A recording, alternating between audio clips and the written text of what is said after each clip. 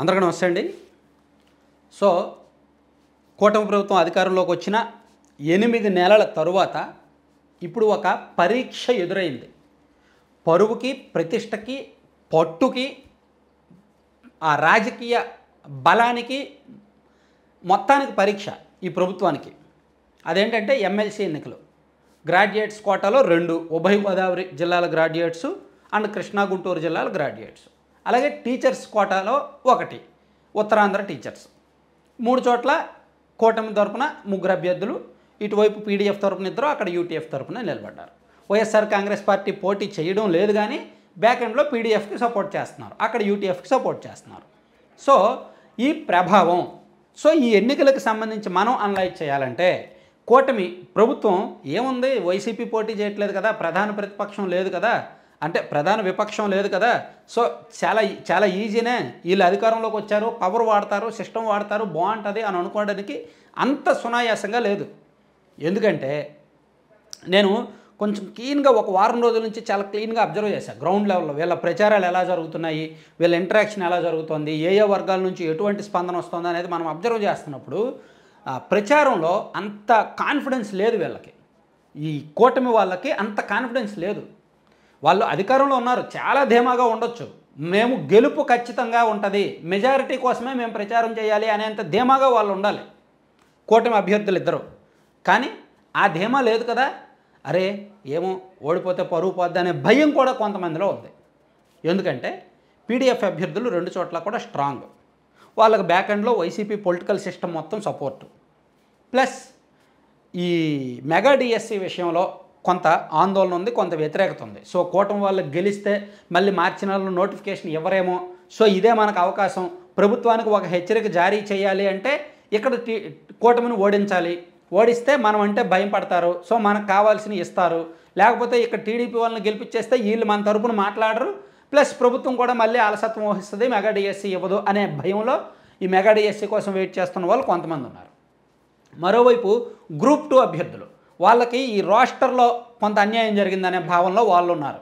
So high court కూడా ప్రభుత్వం చేతికి ఇచ్చింది, ప్రభుత్వం రోస్టర్ విషయంలో మళ్ళీ నిర్ణయం తీసుకోవచ్చు, అభ్యర్థులకు అందరికీ తగ్గట్టు ఒక నిర్ణయం పునఃసమీక్ష చేయొచ్చు. కానీ ఆ విషయంలో ప్రభుత్వం మౌనంగా ఉంది, ఏమి పట్టించుకోవట్ల. సో ఈ రోస్టర్ కారణంగా నష్టం జరుగుద్ది, అన్యాయం జరుగుద్దని చాలామంది భావిస్తున్నారు. దీని పట్ల కూడా కొంత వ్యతిరేకత ఉంది. మరోవైపు జాబ్ క్యాలెండర్ ప్రతి సంవత్సరం జనవరిలో ఇస్తాము అన్నారు.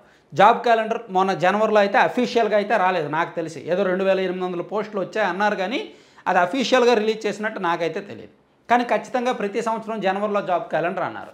ఆ విషయంలో కొంత వ్యతిరేకత ఉంది. ఇలా ఫీజు రియంబర్స్మెంట్ లేట్ అవ్వడం, ఇలా కొన్ని ఇబ్బందులు అయితే ఉన్నాయి. సో ప్రాక్టికల్గా కూటమి ప్రభుత్వం అధికారంలోకి వచ్చిన 8 నెలల్లో ఎంతో కొంత ఈ వర్గాల్లో అయితే వ్యతిరేకత ఉందండి.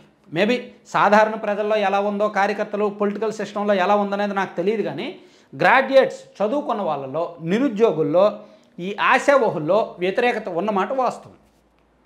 సో అందుకు వాళ్ళు తెలుగుదేశం పార్టీ అంటే ఈ మనసులో ఇష్టం ఉన్నప్పటికీ, చంద్రబాబు గారే సీఎంగా ఉండాలని మనసులో ఇష్టం ఉన్నప్పటికీ, ఈ ఎన్నికలో మాత్రం మేము పీడీఎఫ్కి ఓటేస్తాము అని చాలామంది కామెంట్స్ చేస్తున్నారు, భావిస్తున్నారు.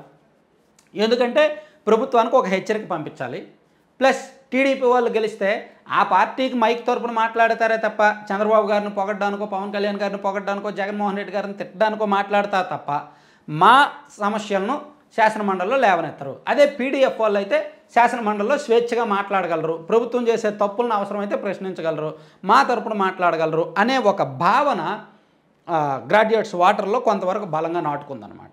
సో దీంతో ఈ టీడీపీ కూటమి అభ్యర్థుల ప్రచారంలో కూడా కొంత వాళ్ళకి కనిపిస్తుంది. అందుకే టీడీపీ అభ్యర్థులు కొంచెం అలర్ట్ అయ్యారు. గతంతో పోలిస్తే ఇప్పుడు ప్రచారంలో దూకుడు పెంచారు, వేగం పెంచారు, కార్యాచరణ మార్చారు, మ్యాక్సిమం ఎక్కువ మంది ఓటర్లను కలిసే ప్రయత్నం చేస్తున్నారు, ప్లస్ ఎమ్మెల్యేలకి టాస్కులు, టార్గెట్లు అప్పచెప్పారు. ఇదిగో మీ నియోజకవర్గంలో 10,000 ఓట్లు ఉన్నాయి, సో నువ్వు ఇలా చేయాలి, ఇంత మెజార్టీ రావాలి, మీ నియోజకవర్గంలో 16,000 ఓట్లు ఉన్నాయి, నువ్వు ఇలా చేయాలి, ఇంత మెజార్టీ రావాలి, వస్తే ఓకే, రాకపోతే మాత్రం అది నీదే పూచి అని ఎమ్మెల్యేలకి టార్గెట్లు ఇచ్చేస్తున్నారు ఈ ప్రాంతాల్లో.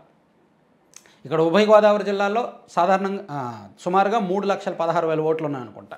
కృష్ణా గుంటూరు జిల్లాల్లో సుమారుగా 3,48,000 ఓట్లు ఉన్నాయి. సో మొత్తం మీద ఇక్కడ ఒక 15 ప్లస్ 19 ఇదో 34 నియోజకవర్గాలు, అదేమో 33 నియోజకవర్గాలు. అంటే సుమారుగా 67 నియోజకవర్గాలకు సంబంధించి తీర్పు రాబోతోందన్నమాట. సో అందుకే ఆ తీర్పు పట్ల అంత ఉత్కంఠ, అంత ఆసక్తి నెలకొంది. ఏం జరుగుద్దా అని. Thank you. చూద్దాం.